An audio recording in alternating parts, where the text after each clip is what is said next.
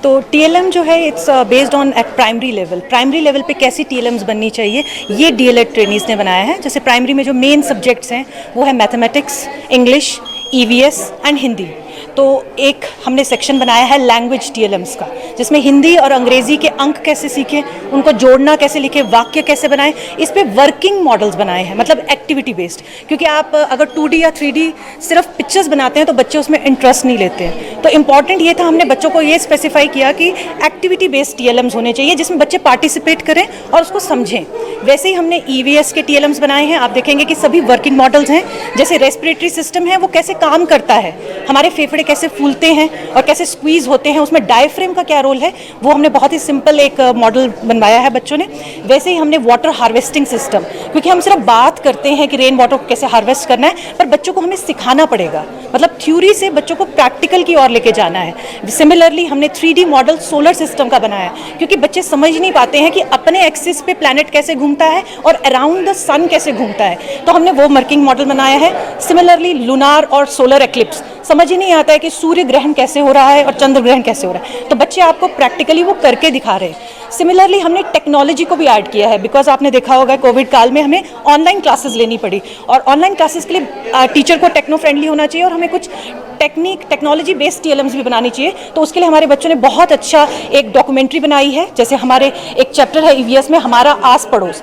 तो अगर बच्चा नाहन में रहता है तो उसको अपने नाहन की इंपॉर्टेंट चीज़ों के बारे में पता होना चाहिए, तो उस पर एक बच्चे ने बहुत अच्छी पीपीटी बनाई है, पावर पॉइंट प्रेजेंटेशन डॉक्यूमेंट्री है वो, और एक बच्चे ने प्रदूषण के ऊपर बहुत अच्छी एक पीपीटी बनाई है। तो हमने बच्चों को टेक्नोलॉजी भी सिखाई है कि टीएलएम हम सिर्फ 3D मॉडल्स नहीं बना सकते, हमें टेक्नोलॉजी को भी इंक्लूड करना है। ये मेरा टीएलएम का जो मॉडल है ये क्विज बोर्ड है। इसमें सर यह है कि बच्चे आसानी से मैथ्स के फॉर्मूले भी सीख सकते हैं और इसमें बच्चों की तर्क शक्ति भी बढ़ेगी।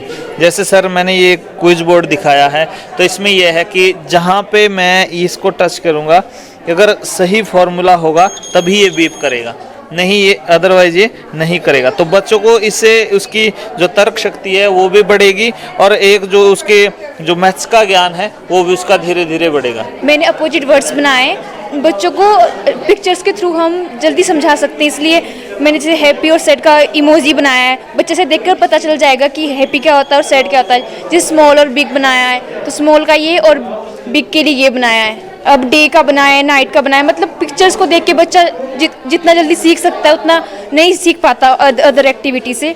फिर ये बनाया हॉट का, कोल्ड का बनाया है, अब फिर बनाया स्मूथ, रफ। मैं सूर्य ग्रहण और चंद्र ग्रहण के बारे में बताना चाह रही हूँ। यहाँ पे बच्चों को क्या होता है, बहुत ज़्यादा इमेजिन करने में बहुत ज़्यादा मुश्किल हो जाती है कि क्या चंद्र ग्रहण होता होगा, क्या सूर्य ग्रहण होता होगा। तो मैं आज मॉडल के थ्रू उन्हें बताना चाहूँगी कि किस तरीके से होगा। जैसे कि हमें पता है कि जो हमारा जो चंद्रमा है वो पृथ्वी के चारों ओर चक्कर लगाता है।